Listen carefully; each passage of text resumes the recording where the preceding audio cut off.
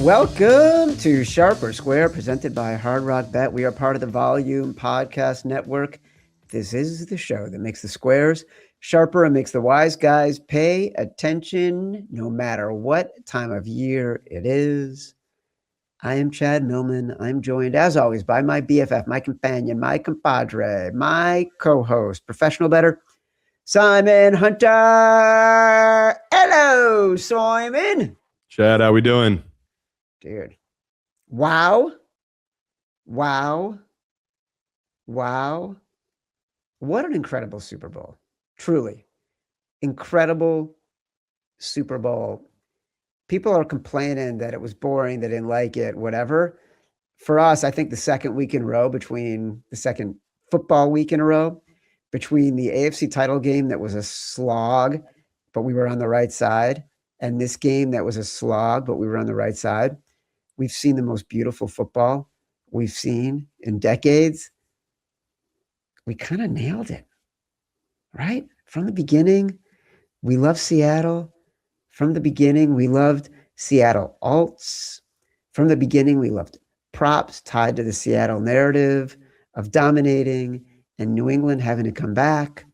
Our guests, Evan Abrams and Brandon Anderson, nailed it. Brandon Anderson had the defensive special team touchdown moneyline parlay that cashed. We're going to go through all of it, all the categories, our final picks. We have a contest winner, thousands and thousands of contestants signed up. We had one man standing who won it with a 5-0 record to end the season. He's going to come on the show a little bit later. Before we get to all of it, Simon, I feel like you rarely go online and clap back, but you did on Sunday. Yeah, I never try to go at fans just because I get it. We're all irrational and emotional, but my God, we're the Patriots fans, loud and obnoxious. And I will admit, we have Patriots fans that came to our live shows up in Hoboken, all class acts, very funny guys, great personalities. I mean, Philadelphia, Boston, very similar. Come on. Yeah. People say salt of the earth. I say scumbags of the earth. I mean, just incredibly similar in many, many ways. And usually, again, most teams, any normal people will have self-doubt. These Patriots fans were so loud and so confident. Chirpy. Pretty chirpy. I immediately, usually I won't call my shot. It was a buildup of Saturday night when I'm out at the books and I have people coming up to me, Patriots fans, running their mouths, and then waking up to messages that morning. Yeah, I got on social media and I just said, these guys are about to get blown out. They're frauds. And Chad knows people in media will never put themselves out on those type of, sticks, because it's a bad look when it goes the other way. If the Patriots would have blown them out by 20, would have looked like an idiot. I knew there was no world that would happen. That's why I was so confident putting that out there, because it's, in my mind, if the Patriots had a chance and maybe covering, in no world did I see them blow out the Seahawks. And like you said, the game couldn't have gone more to a T of what we predicted. So obviously got very lucky on that. And yeah, had a couple of drinks, was feeling pretty good after winning a ton of money. And yeah, hopped on social media and threw a video out there trolling these Patriots fans. And I meant every word I said of it. So I woke up next morning, rewatched it. I go, nope, not deleting it. No regrets. Leaving it up. Meant every word I said of it. But yeah, really, like you said, really fun Super Bowl. And I'm excited to dive into it here. We loved the Seahawks for the whole 2 weeks, right? Like, I bet it immediately at -3.5 the second it opened. And it's funny, our contest winner, we've got an interview with him later in the show, ended up not jumping on the side, partially because, I don't want to spoil it because I wanted people to listen to the interview. But I was a little bit concerned by Sunday morning when the line hadn't exploded to 5.5, even to 6, as I thought it should, because the Seahawks were just so much better. So I was a little anxious about it. And I was actually on the road for the game. I was doing some book reporting, and I was with someone who's like a market maker on the prediction exchanges for the game. And I was with this person during the game. And we were watching the pregame show, and they had on, I think it was Kyle Shanahan, I think it was Fred Warner, and then Tony Dungy and Rodney Harrison. And I think Fred Warner and Rodney Harrison went with the Patriots, and I forgot who Tony Dungy did. But Kyle Shanahan just dropped a little hint. I don't know if you saw this or not. I never watched the pregame shows, and I could give a shit what the people picking it say. Kyle Shanahan had a really interesting, he's like, I think Seattle could blow this team out. And then he was the only one who predicted the Seahawks by margin. It was 24-17. And if I wanted anybody to sort of give me irrational happiness in that moment, it was Kyle Shanahan, who I adore as a coach. And then it was fucking great. It was awesome. We're going to get into it. We're totally going to get into it. Don't forget, let's see. You can get the shows, little post Super Bowl fog brain here. You can get the shows at Sharper Square on YouTube. Subscribe and like the video while you're at it. Also download from Spotify, Apple Pods, wherever you get your pods. Here's some roundups. We finished the contest portion of the season with 24 points. So that was the final, I think it was 9 weeks, including the playoffs. That was good enough, Simon, for 375th place. To put it in context, nearly 5,000 people signed up for the contest, which is miraculous in and of itself, since it was a late in the season addition to our program. So that 375 was basically good enough for top 8%. I feel okay with that. Like we had a tough run there in the playoffs. We cratered in the conference final weekend and in the divisional round weekend. So I feel okay coming in where we did, considering how bad things turned there for a minute. Yeah, basically did nothing. You just saw the record there. Basically it was 500 since the contest started. So yeah, dug ourselves into a pretty horrible hole and crawled out. And luckily 2 biggest bets of the playoffs happened to be in the conference championship and the Super Bowl. So yeah, got kind of lucky that it worked out that way. Our contest picks were Seattle -4.5 cashed, the under 45.5 cashed, Ramondre Stevenson under 53.5 rushing yards cashed, Drake Maye over 19.5 completions that cashed. The one that lost, we had the Pats +3.5 in the first half. So we finished 4-1 in the Super Bowl. Our total contest record for 2025 from the beginning of the season, 5 picks every week through the playoffs, 60 and 50. 55%, basically. You tell me as a professional bettor, you can go 55% in the season. You're taking that every time. Yeah. But I would say we're both disappointed that the Tennessee Titans dictated our season. We were in a contest for a lot of money, and I told Chad if we had just gone the other way in the Titans, we'd both be sitting here with $500,000.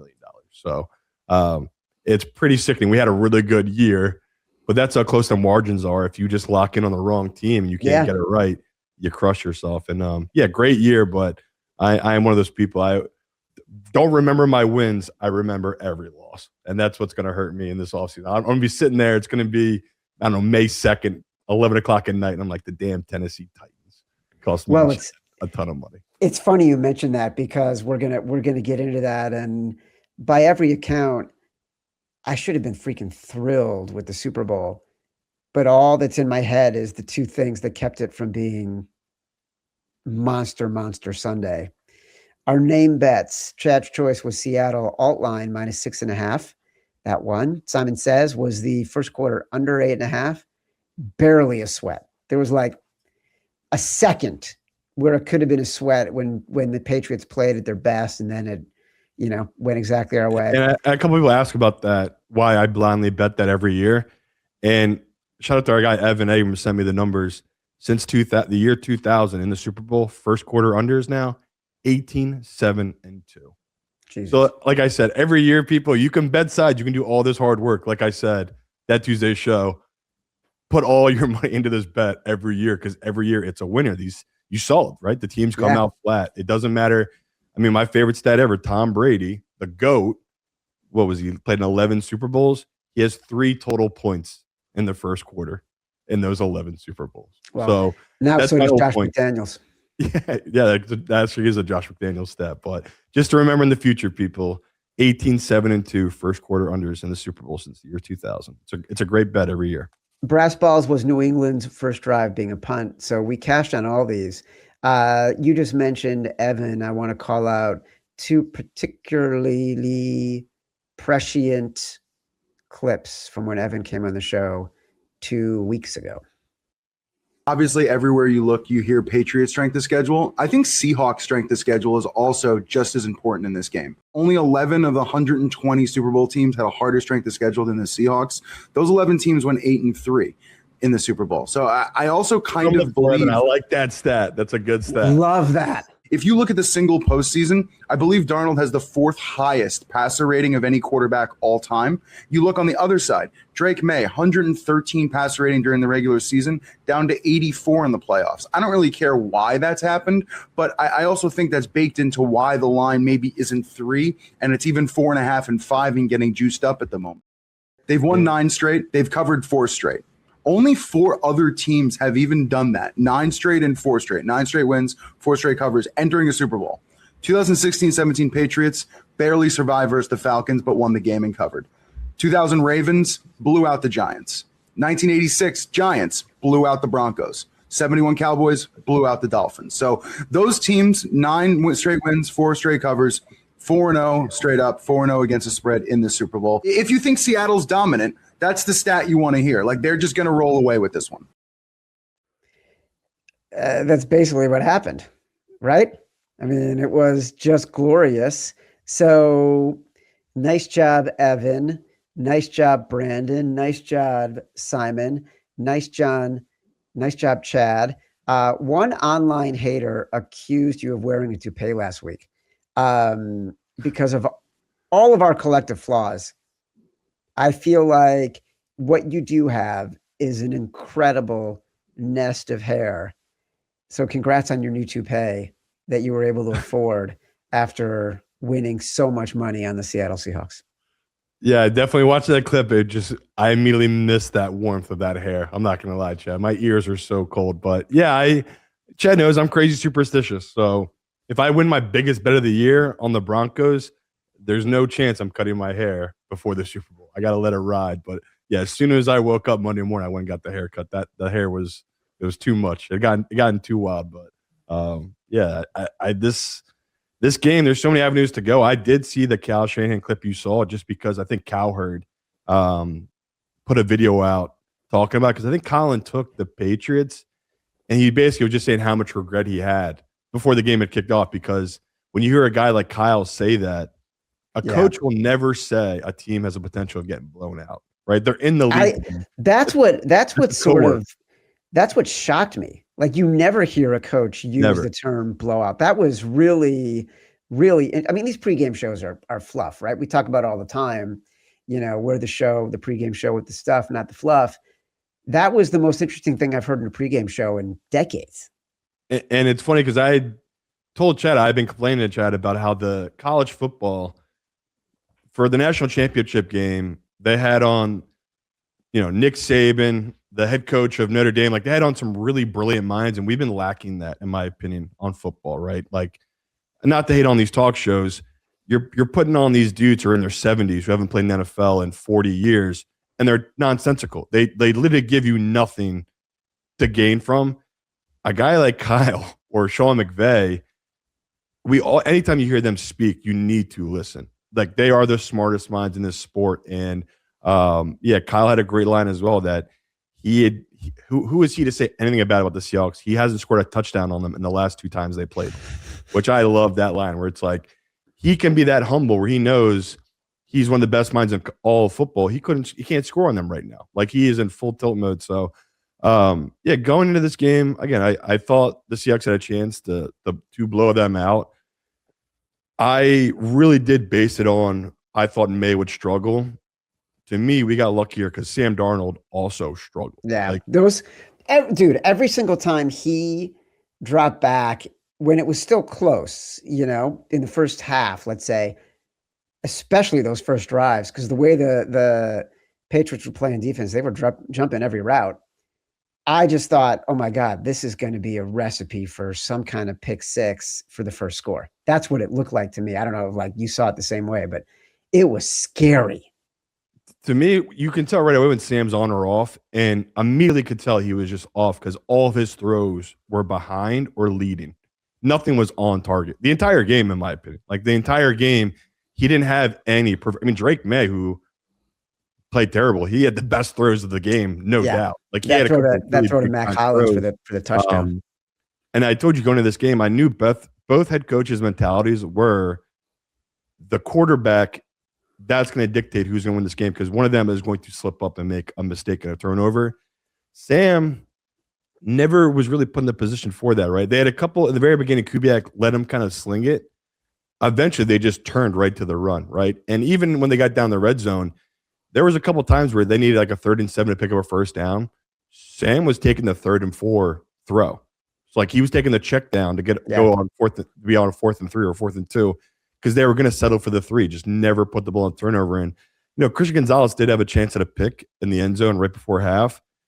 That should have been a walk-in touchdown. JSN had beat him easy on the route. The ball was terribly late and behind, was almost a pick. So it's like Sam on his worst game still threw for 200 yards, no turnovers. On the flip side, Drake Maye showed his inexperience, what we talked about coming into this. That's what I kept beating home was like, I get a ton of pros bettors. Their whole point was, I can't believe you're betting on Sam Darnold as a 4-point favorite in the Super Bowl. And my whole view was that I can't believe you're taking Drake Maye under a 7-point dog against the number 1 defense. You've seen him struggle now 3 straight weeks against defenses.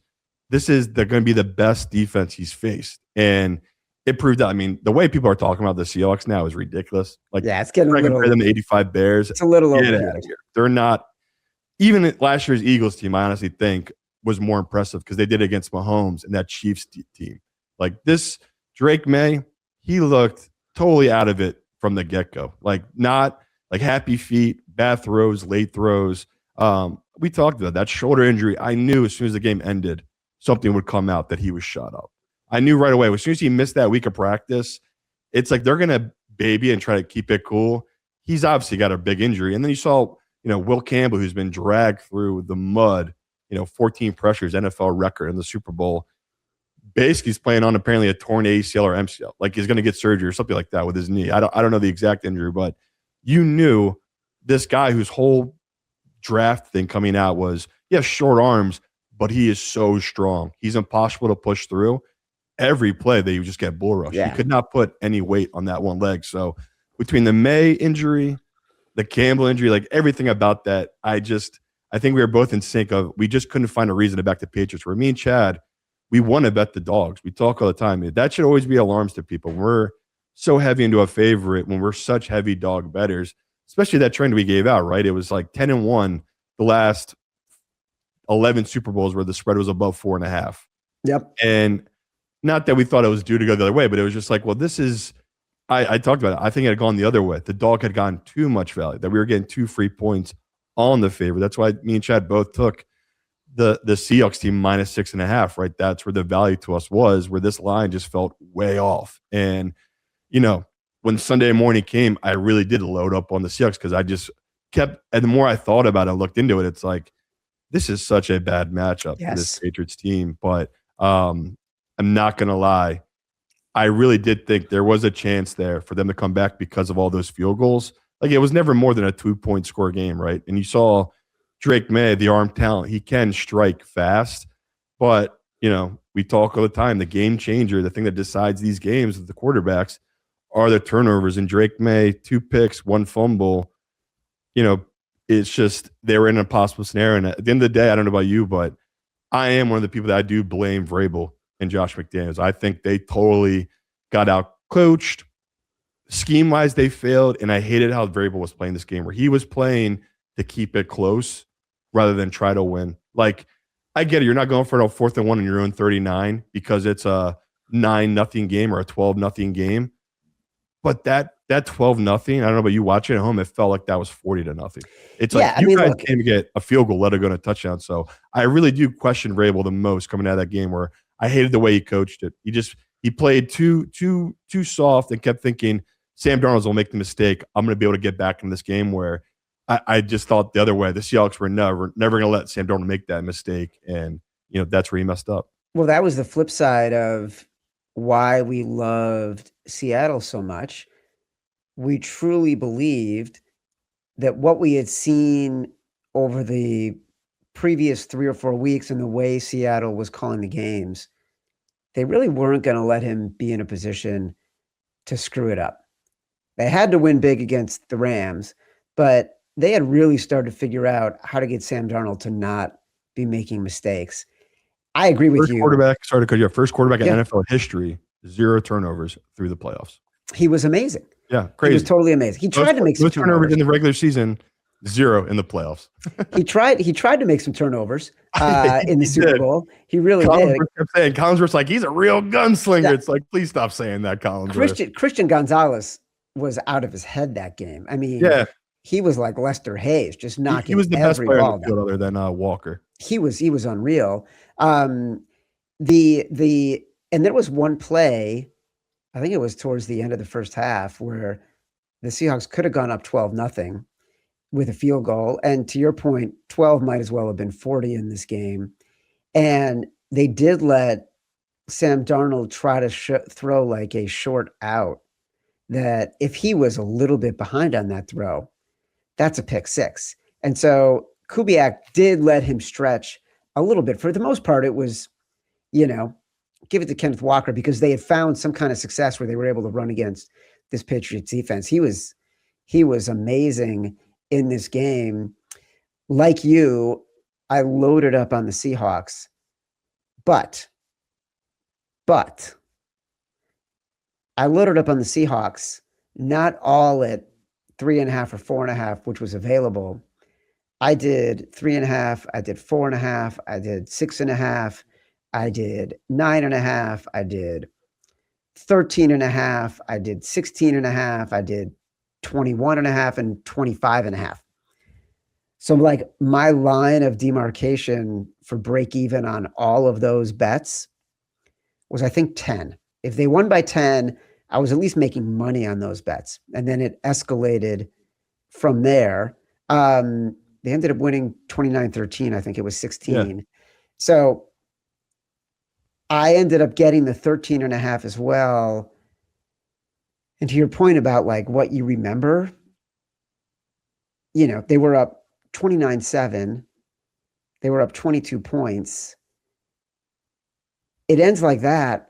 If the Patriots don't get that garbage touchdown, I'm having maybe the best weekend I've ever had as a bettor in my entire life, because like everything was compounding, right? And by the time it got to like Seattle minus 21.5 or something, I think it was like plus 600, right? And so like the biggest one was Seattle minus 25.5 at plus 1,200, which I wasn't going to get.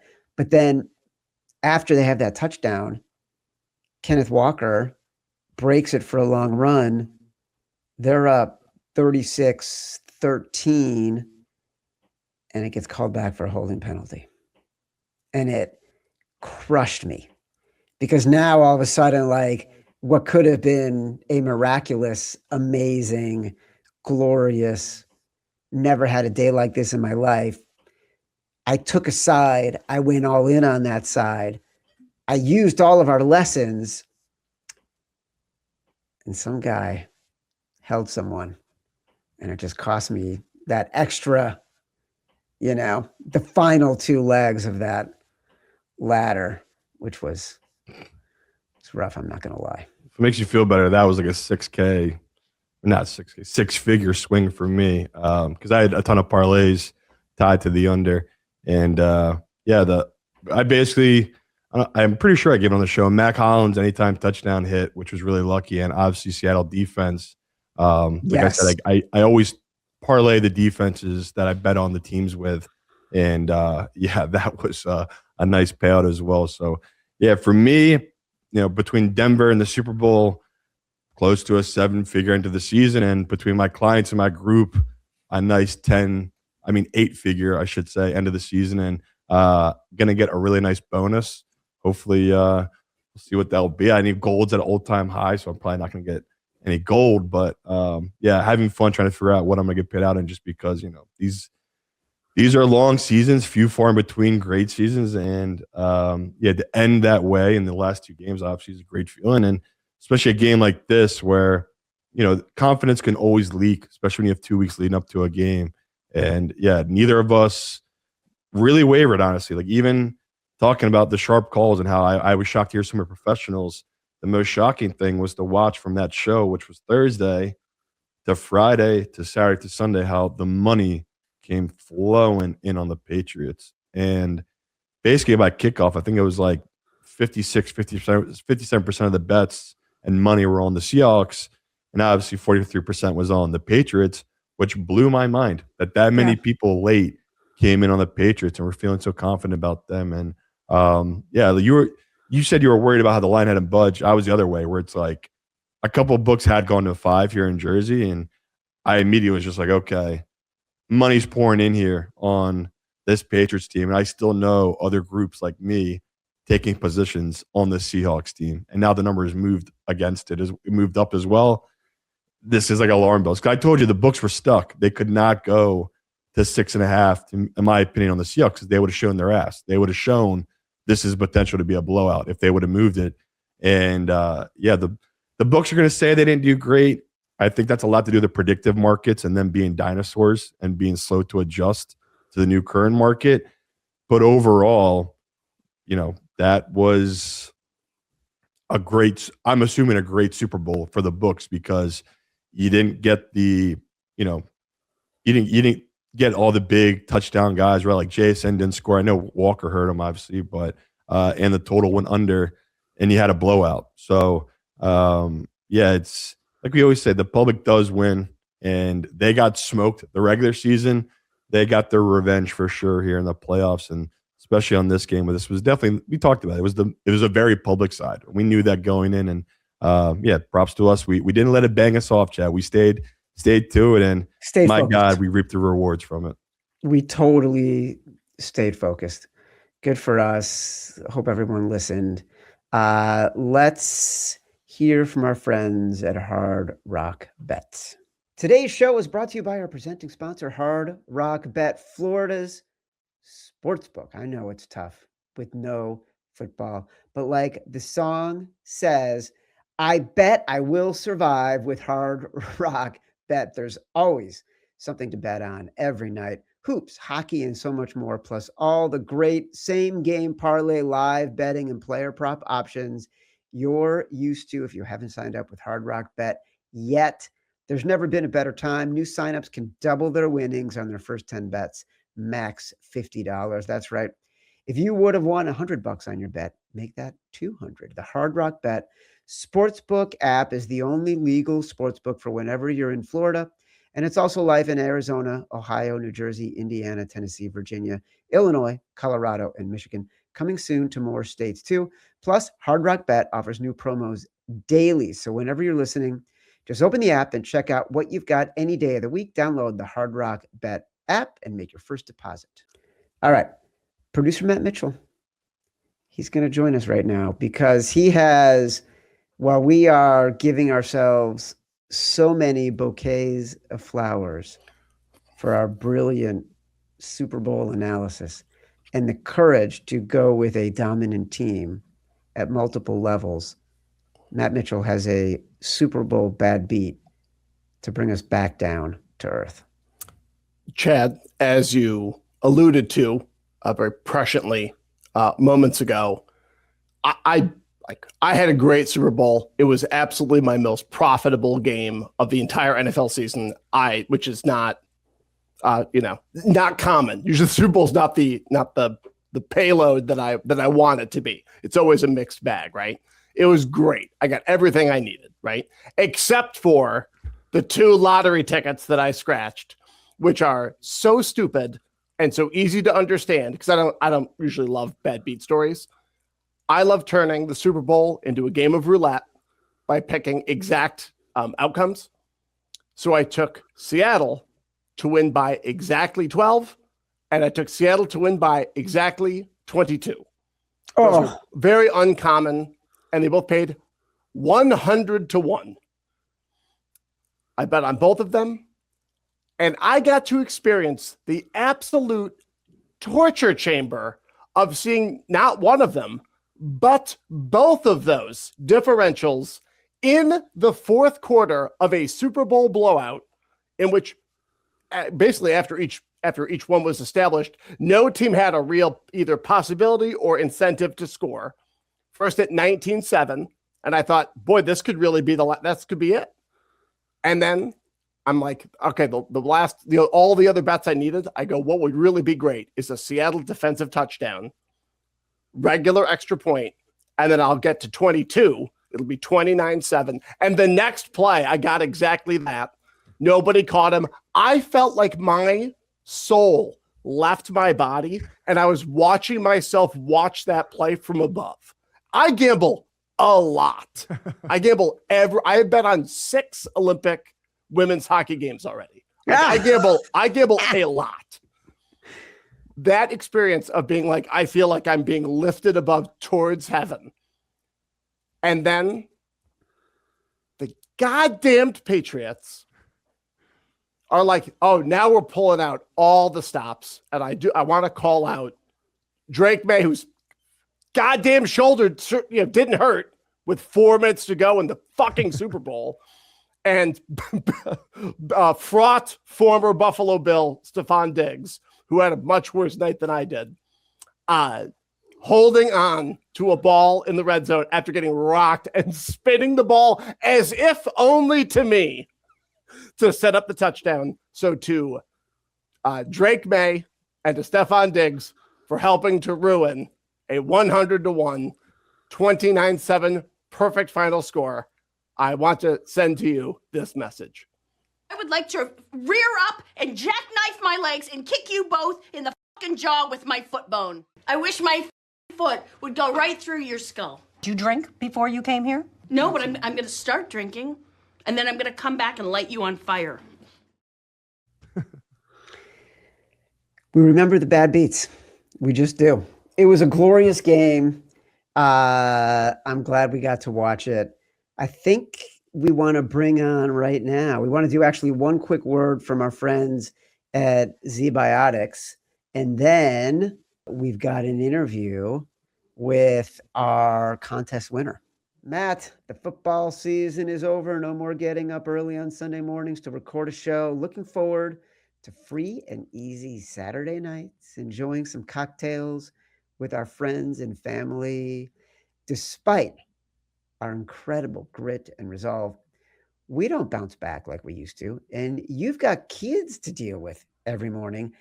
That used to mean choosing between a great night or a great next day. But that was before we tried pre-alcohol.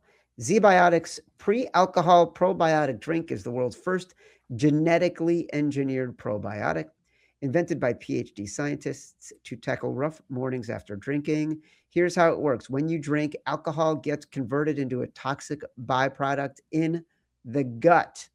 It's a buildup of this byproduct, not dehydration. That's to blame for rough days after drinking. Pre-alcohol produces an enzyme to break down this byproduct. Just remember to make pre-alcohol your first drink of the night. Drink responsibly, and you'll feel your best tomorrow. Matt, you've got a special occasion coming up this week. Tell us about how you're going to manage this. Well, Chad, as you know, at the end of this week, I turn 41. And so I'll be going to a fancy restaurant, enjoying cocktails with more than 2 ingredients, all the fanciest things. And I'm definitely going to make pre-alcohol part of my routine. You just open up the fancy little box. Comes in these little airplane bottles. I just knock one back about an hour before I start. And the next morning, which is Valentine's Day for me, a lot of obligations there. I feel great. I'm able to do all the things I want to do. I've got loads of energy. It's going to be great. And I know it's just a few weeks before your, what I assume is, 65th, 75th birthday at the end of this month too. So I would highly recommend it. Yeah, I'm in training as we speak. Listen, I'm excited you're going to do that. Enjoy the best nights of the football season without sacrificing a great morning. Start your night with Zbiotics, pre-alcohol, wake up clear-headed, focused, and better than ever. Go to zbiotics.com/sharper square. Now you'll get 15% off your first order when you use Sharper Square at checkout. Plus, it's backed by a 100% money-back guarantee, so there's no risk. Subscriptions are also available for maximum consistency. That's zbiotics.com/sharper square and use the code sharper square at checkout for 15% off. As promised, a very special treat. We're being joined by the grand prize winner of the Sharper Square Pro Football Pick'em contest, presented by our friends at Hard Rock Bet, who we're so appreciative of, by the way, that they were willing to organize this contest and put together the prizing very late in the season, because we know longtime listeners of the show have enjoyed doing it. And that includes our winner, Kingston Chen from the great state of New Jersey, the Bayonne brother. I love New Jersey. Kingston, how you doing, buddy? I'm doing great. Thank you guys for this interview. I'm so glad you did the contest. I'm so glad you are the grand prize winner. You went 5-0 in the last week of the contest. Tell us how you did it. A lot of the credit has to go to the Sharp and Square podcast. I don't have my own models. I don't research trends. So a lot of my insight and rationale behind those picks come from you guys. Damn straight. Yep. What did you end up doing for your final five? If I remember, I think I picked the totals under. I did the first half under. I also had Sam Darnold throwing for under 1.5 touchdowns, JSN having no receiving touchdowns, and Ramondre Stevenson under for the rushing yards. Wow, so you didn't even do one of the sides. In my heart, I felt that Seattle was the better team, and I honestly felt they were going to blow out the Patriots. But then the episode leading up to the Super Bowl, you guys were talking about how a lot of the sharps were on the Patriots. So that gave me some doubt, and ultimately I just decided it was better just to avoid who was going to cover or who was going to win the game altogether. Simon, you talked him out of the easiest bet of the day. Well, he did take a sharp side taking the under, right? So at least he did follow some of the sharp with taking the under, and he didn't follow the sharps by taking the Patriots. So I feel like he did well. He picked his spots. That's what it's all about, right, Chad? Picking your spots. You pick your spots. All in all, he made some very sharp choices, right? Like you and I had debated the Jackson Smith and Jigba under half a touchdown, so basically no touchdowns. We had talked about the Sam Darnold, like the under. Those were the sharp sides. We were with him on the under and the Ramondre Stevenson under his total rushing yards too. Here's what's interesting to me, Simon. I'd like Kingston to explain himself here. You say you don't do models, you don't do a ton of research. You mainly just listen to me and Simon throughout the year, and that's how you come up with your 5 picks. And congratulations again on winning. How is it that you're gleaning from whatever we're saying better intel and information than Simon and I are getting from whatever we're saying? I mean, it comes down to luck, right? I went 5-0, but easily could have just went 3-2 or 2-3. You know, the game could have easily went over on the totals if that Kenneth Walker touchdown wasn't called back to a flag.